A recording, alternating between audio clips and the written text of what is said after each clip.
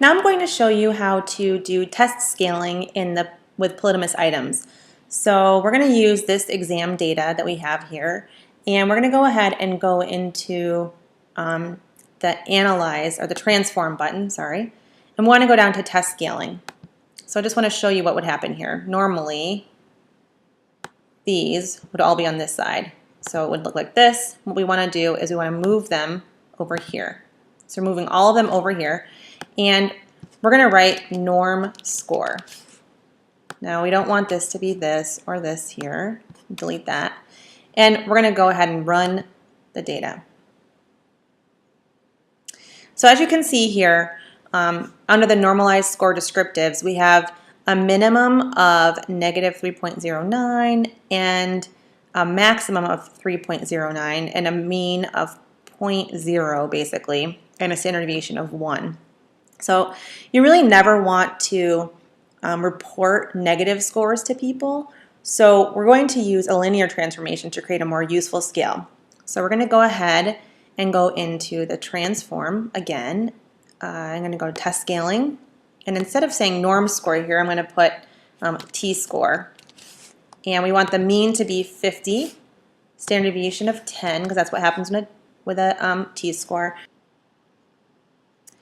And you can see here, the T-scores that we produced range from 19 to 81. And then there's a mean of 49.9 and a standard deviation of 10.05. The mean and the standard deviation are not exactly 50 and 10 respectively because of the rounding. But we know that here's the distribution. Look at here.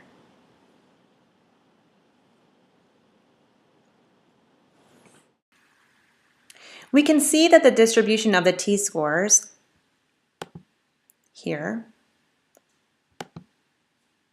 by going into the histogram and selecting T-score, push this arrow over button, and we want the y-axis to be density, and then we'll run it. And as you can see, this is the distribution of the T-scores.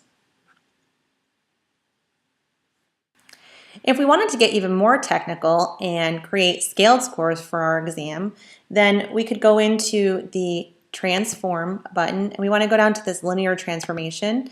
And see here, I've selected norm score already, but this is where it would be, norm score. And then we want a new variable name to be scaled score. And then down here in the minimum constraints, we'll put 100, and then the maximum 200. And let's run it and see what happens.